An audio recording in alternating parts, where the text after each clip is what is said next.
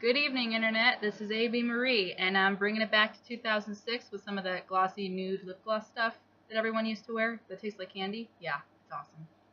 Okay, so I wanted to do a book haul because I've seen YouTubers do dollar store hauls or like a haul of all the stuff that they bought, clothes, whatever.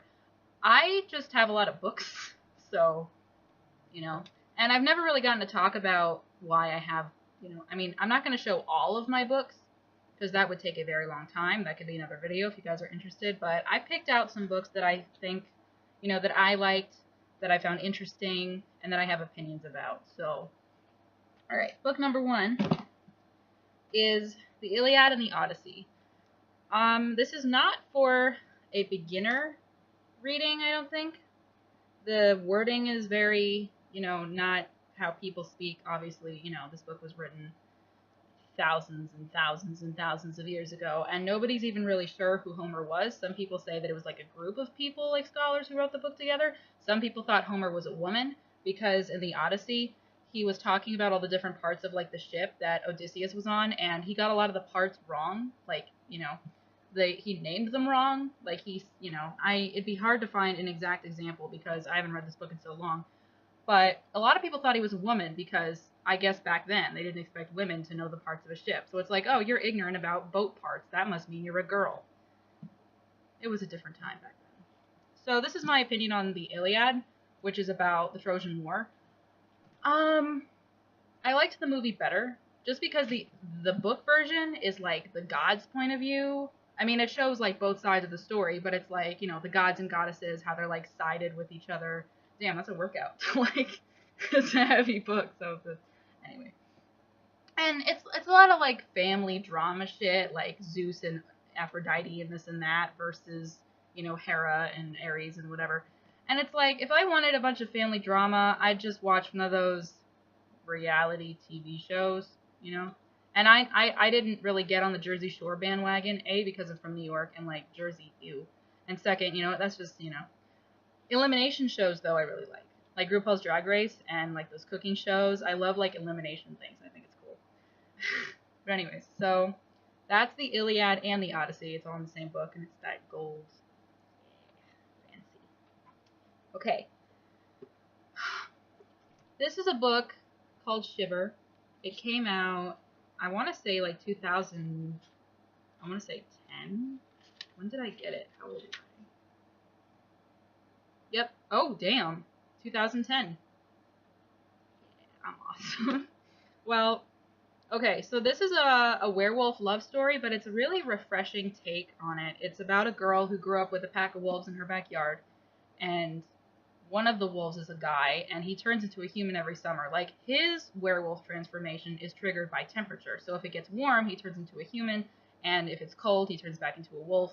But eventually, it's like a disease, because it'll get to the point where he can't change back anymore, and then he'll only live to like 20, 25 years, because that's how long wolves live. It tore me apart. It was an emotional fucking roller coaster. And not only that, there's 2 other books and a spin-off book called Sinner, which I also have, but I haven't emotionally been prepared to read it yet. Like, it's been in my bookshelf for like 2 years and I haven't touched it. There's a lot of books like that. But this is amazing. It was so like poetic, and it's just, I don't know, the imagery and the descriptions is so beautiful, and the story is so like, oh, it's good. Give it a shot. It's by Maggie Stiefvater. It's a German name, I'm assuming, so it's hard to pronounce, and I'm probably doing it wrong. Okay. This one is called Tiger Lily. Now, so I'm 20, but I still kind of read like teen fiction. I don't know, because like adult fiction, I mean, I read that too. Like, when's the cutoff? Like, when is it not acceptable to read teen romance anymore? You let me know. So this I fell in love with. I've read this book like 8 times. It's basically the story of Peter Pan, but from Tiger Lily's perspective, and it talks about how she like fell in love with him, but then Wendy showed up, and there's like a love triangle thing, and it makes up this whole like mythology of Tiger Lily's world. How she had like a friend who she hung out with, and the friend liked her, and how she was like found in a flower, and that's why they called her Tiger Lily. And she had this stepfather person who was the chief of the whatever, and he was a cross-dresser, and these white settlers came and kind of ruined everything. Like, there's a lot of, it was just such a really cool, enriching story. Even if you're not familiar with the story of Peter Pan, which, bitch, you are. You better be. Because, I mean, come on. You saw the movie. The, Disney movie. Okay. So I brought this one because this is the Glass Castle. I wanted to bring this one up because this one is going to be a movie soon. And I saw the trailer, and the trailer doesn't really... I don't get the same vibe that I do from the book. The book is about a girl who, it's a memoir. It's her life, and it's a real person. She wrote it about herself. And her parents were kind of irresponsible with money and, homeless, and they chose to, like, squat in apartments instead of getting actual jobs. And they put their family through a lot of turmoil for no reason. Like, there was a property in their family that they could have lived in, but they chose not to. And it's like, the story of how this girl overcame all these things that her parents put on her. And I related to this a lot because I didn't go through anything near what she went through, but needless to say, me and my parents, mom in particular, have had our conflicts. So I related to this a lot. And then the movie trailer makes it sound like the parents have it right. Like, oh, when did you lose your sense of adventure and this and that? And it's like, okay, that is not what the book was supposed to portray. I mean, this is basically the story of how a girl escaped an abusive household and made something of herself. And the movie is making it sound like writing off her parents was a bad decision, which is like, what? I mean, okay, I won't make any preconceived is the word I was trying to think of before. I won't make any preconceived notions because I haven't seen the movie yet, and I'll give the movie a shot, and then I'll, if you guys are interested, I'll make a video on what I thought of it. So that's The Glass Castle by Jeanette Walls, I think it is. Yeah, Jeanette Walls. Okay. This one I have not finished, just because it's so fucking long, and I'm in college, and I haven't had the time. The Adventures of Sherlock Holmes and Other Stories. This taught me a lot. Like, the movies with Robert Downey Jr., those are pretty good, and they had a lot of things, accurate, I guess, and the Sherlock Holmes series with Benedict Cumberbatch and Martin Freeman, so good. Even though it's, modern times, it's, like, one of the best shows I've ever seen in my life. So witty, so well thought out, so elaborate, it's just wonderful. But, so this was cool, because, I don't know, it's one of those reads that, like, it's raining, and you have this comfy old chair that you have to sit in a certain way to get comfortable, and you have a mug of something warm, like tea or cocoa or coffee or something, and you just kind of, you read this when you have, like, days of nothing, of not working, of having no responsibilities, like, hit this up. It's awesome.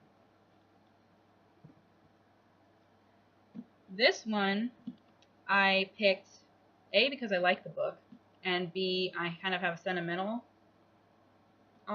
attachment to it. This particular book is Little Women, Little Men, and Joe's Boys, which are 3 books in one, by Louise May Alcott. But the first book I ever read from this was Little Women, and I don't know, the first time I read it, I was 9 years old, and I don't think there were a lot of words I didn't quite understand, like, okay. So there's a chapter in the beginning where it's talking about all these characters and they're playing out a scene, I guess, or whatever. It took me a while to figure out that it was the girls reenacting a play that Joe, one of the sisters, had written. But once again, this is one of those, like, if you're, just kind of sitting and you want to, like, kind of zone out and go into this other world. And I don't know, I just really like the story. I read it, like, 10 times since I was 9 years old. I've read this over and over. And then the sequels are great, because it's about when the sister grows up and she eventually starts at the schoolhouse and she takes in all these orphan boys basically as her own. And then Joe's Boys is when they've grown up and started families, and it's just a nice slice of life series. And it's 200 years old. This one I've only read once, and I read it a long time ago, but basically this is called Keeping You a Secret. I actually jacked this from my library. because I was really like nervous about having this book in the house, because what it's about is a girl discovering her sexuality and realizing that she's a lesbian, and she falls in love with her friend, and the friend, you know, and then she basically gets disowned by her family and kicked out of her house, and she has to find her way in the world by herself. But she stays with the girl, and they figure it out, and it's just a really nice, you know, it was a very dramatic story when I read it, and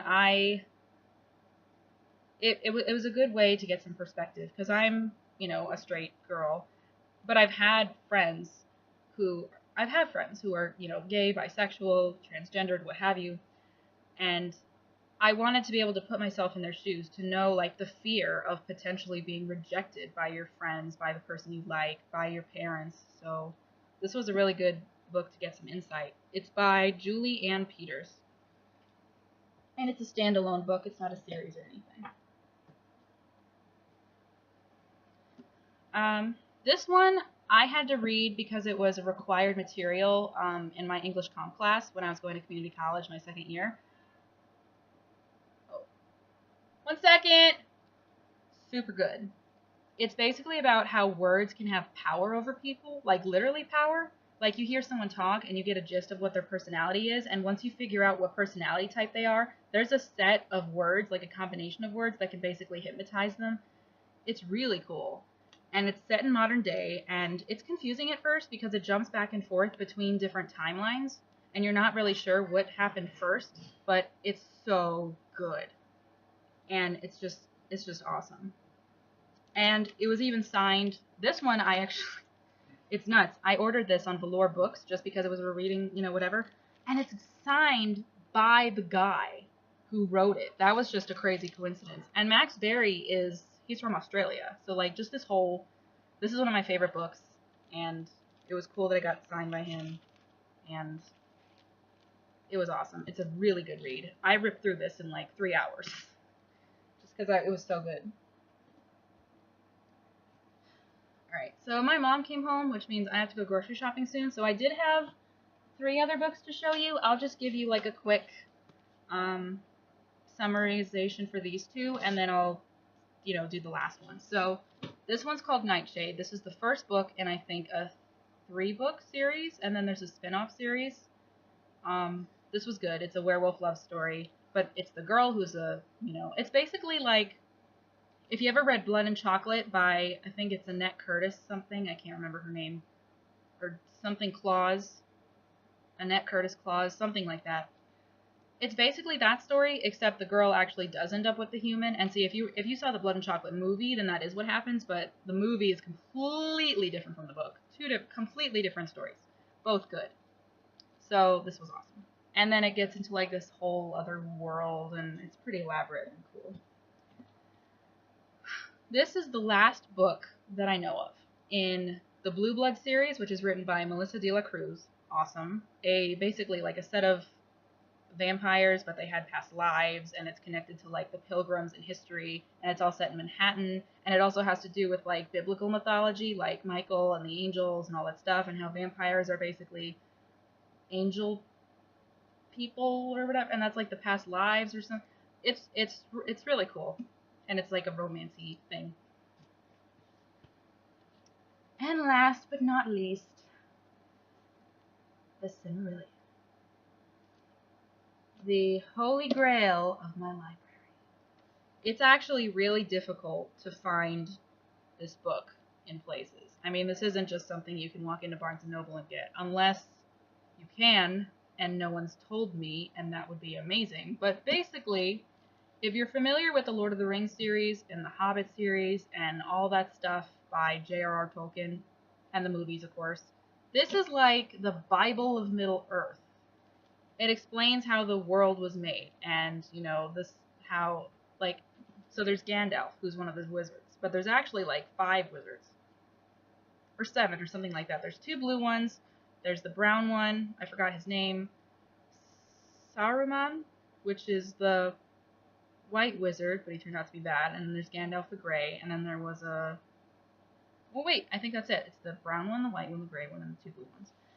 And it talks about how wizards are basically like a subgenre of angels, because their duty is to protect mankind. And Gandalf is the only wizard out of the 5 that actually does what he's supposed to, like helps mankind through the wars and trying to bring peace to Middle Earth. The other wizards kind of go off and do their own thing. Like Saruman obviously went off the rails. I think the two blue wizards left to like make their own cult or something. And then of course the brown one like kind of went nuts and, you know, had too much long bottom leaf and, you know, lives in the forest and kind of, you know, gave up on mankind altogether and just lived with animals. But basically this explains how Middle Earth was made, and it talks about the different, like the New Age and the First Age and all that stuff. And then it gets into like all the different places, and it's got some maps and stuff. So this was pretty cool. Once again, this is not like a beginner's book. Well, I'm not trying to make myself sound like I'm super smart or anything, but this isn't something you'd give a 10-year-old and expect them to be interested in, unless that 10-year-old was me. So that was my first book haul. That is by no means all of my books. As you can see, my bookshelf has way more. If you guys are interested in seeing the rest, let me know in the comments below, and I hope you all have a good day. This is A.B. Marie, over and out.